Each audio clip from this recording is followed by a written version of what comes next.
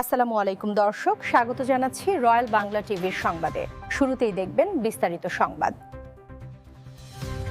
যুগ যুগ ধরে যিনি নৌযান শ্রমিকদের কল্যাণে কাজ করে যাচ্ছেন এবং শ্রমিকদের দাবি নিয়ে মাঠে ঘাটে রাজপথে আওয়াজ তোলেন, তিনি হলেন বাংলাদেশ নৌযান শ্রমিক ফেডারেশনের সভাপতি মোহাম্মদ শাহ আলম। নৌ শ্রমিকেরা দুঃখ কষ্ট দুর্দশায় যার কাছে ছুটে যান এবং হয়তো এতটুকু মনোবল নিয়ে কর্মস্থলে ফিরে যান নতুন গতি নিয়ে, এবার আমরা তার মুখোমুখি হই। তিনি ক্যামেরার মুখোমুখি হয়ে নৌ সেক্টরে হাজারো সমস্যা নিয়ে বলেন, শ্রমিকেরা আমার প্রাণের মানুষ, তাদের মুখে হাসি ফোটানোর জন্য সারা জীবন কাজ করে গেলাম, কিন্তু নৌ সেক্টরে অনেক সমস্যার সমাধান আজও হয় নাই। আমরা তো নৌ সেক্টরে চাঁদাবাজি, সন্ত্রাস, চাঁদাবাজি, ডাকাতি এগুলা তো ধারাবাহিক ঘটনা অনেক আগে থেকেই আছে। বিশেষ করে আমাদের বাল্কেট নৌযান যেগুলা বালিবাহী নৌ, এগুলা চাঁদাবাজির ইয়েটা ওখানে বেশি। এগুলা খুব ছোট রুটে চলাচল করে, লোক সংখ্যা কম থাকে, এই কারণে এগুলাতে চাঁদাবাজির পরিমাণটা একটু বেশি হয়। অন্যত্র চাঁদাবাজির তেমন ব্যাপক হওয়ার সুযোগ খুব একটা নাই, মাঝে মধ্যে ডাকাতি হয়।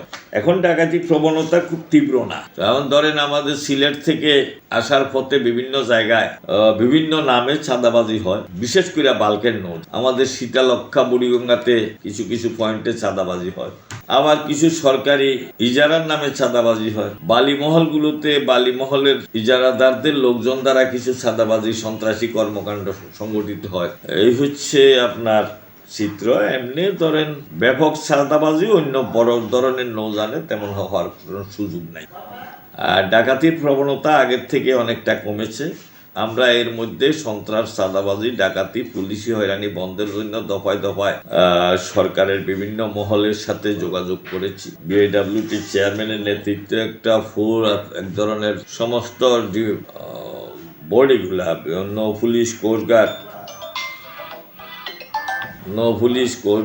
নৌ পরিবহন অধিদপ্তর, বিএডব্লিউটিএ, ইজাগার্ডের ইজারাদার, বালিমহলের ইজারাদার, সবাইকে নিয়ে আমরা মিটিং করেছি। সেখানে অনেকগুলা সিদ্ধান্ত হয়েছে। সন্ত্রাস, চাঁদাবাজি বন্ধের ব্যাপারেও সিদ্ধান্ত হয়েছে, কিন্তু সিদ্ধান্তের সফল বাস্তবায়ন করছে না। আমাদের নগরবাড়ি, আরিচা নগরবাড়ি ওই অঞ্চলেও বালিমহল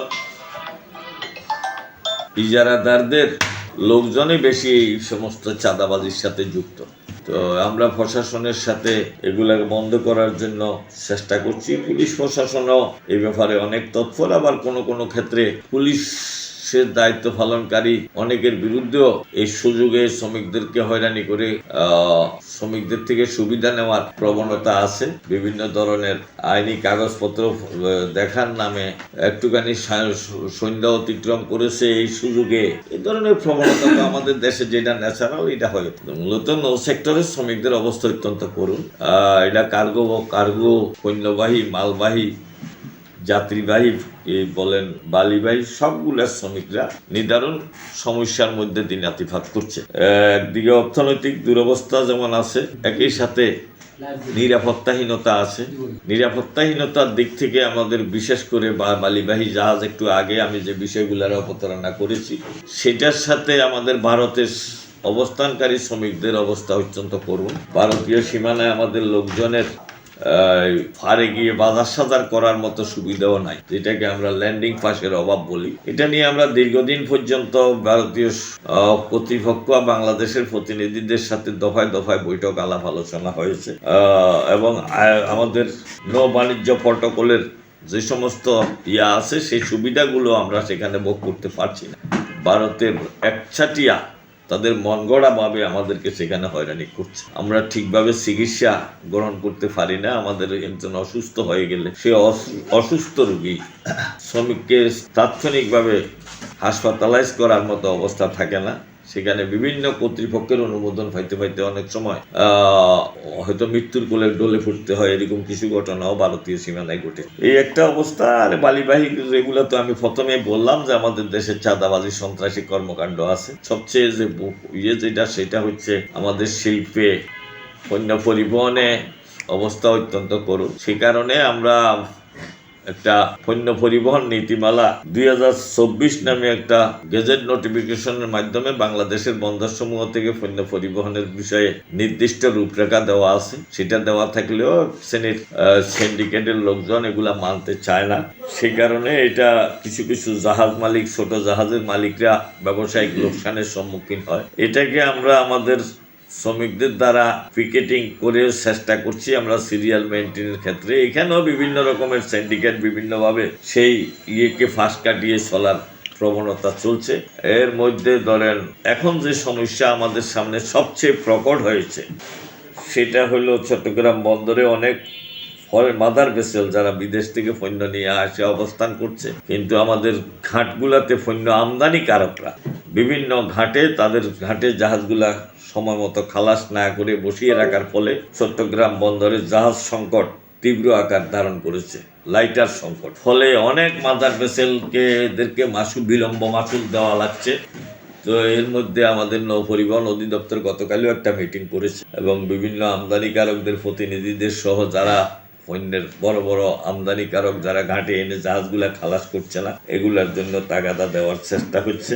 আমাদেরও আমাদের দাবি হচ্ছে অবিলম্বে যে সমস্ত ঘাটে ঘাটে এনে জাহাজ বসিয়ে রাখার যে প্রবণতা, এটাকে খুব দ্রুত বন্ধ করতে হবে। যদি তা না হয় এবং এই সমস্ত এদের এই প্রবণতা যদি বন্ধ না হয়, দেশের স্বার্থে দেশকে বৈদেশিক মুদ্রার বড় ধরনের মাসুল দেওয়ার থেকে রক্ষা করার প্রয়োজনে হয়তো আমরা প্রশাসনের সিদ্ধান্তের সাথে পাশাপাশি শ্রমিকরাও ওই সমস্ত প্রতিষ্ঠানগুলা যারা ঘাটে এনে মাসের পর মাস 15 দিন 1 মাস 2 মাস জাহাজ বসিয়ে রেখে জাহাজগুলাকে তাদের গোডাউনে পরিণত করার যে প্রবণতা, এটাতে বন্ধ করার জন্য আমরা দাবি করছি। সরকারকে, প্রশাসনকে আইনানুগভাবে এদের বিরুদ্ধে ব্যবস্থা নেওয়ার দাবি করছি।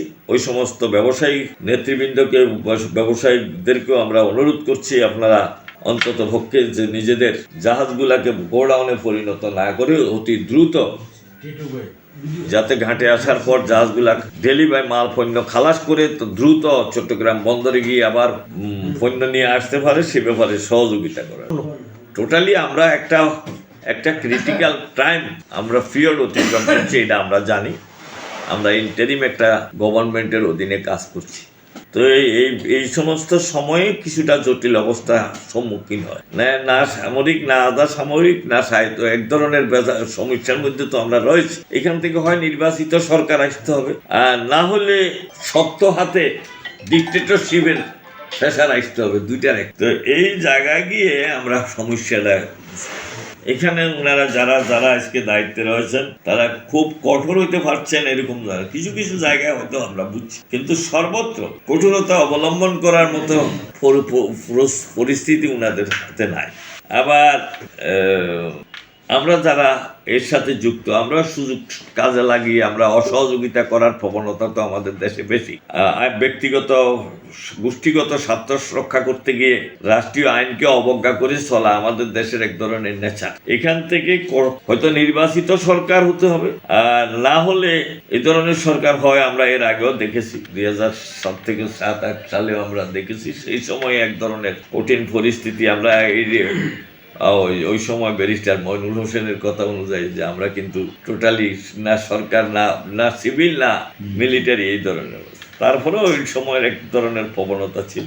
এখানে এই সমস্ত পরিচালনার জন্য রাষ্ট্র পরিচালনার অভিজ্ঞতার যে বিষয়গুলো ছিল সেগুলোরও আমাদের বর্তমান পরিস্থিতিতে কিছু তো অনেক, এরা যারা আমাদের দায়িত্বে এসেছেন এরা অনেক জায়গায় ক্ষেত্রে অনেক খ্যাতিমান লোক। সব খ্যাতি তো সব জায়গায় কাজে লাগে না, বিভিন্ন জায়গায়। একজন ব্যবসায়িকভাবে সফল, আরেকজনের শিক্ষাবিদ হিসেবে সফল, কিন্তু রাষ্ট্র পরিচালনার জন্য তো একটা লাগে। যাই হোক, তো আমরা চেষ্টা করছি, আমরা আশা করছি আমাদের দেশে নির্বাচন খুব আসন্ন।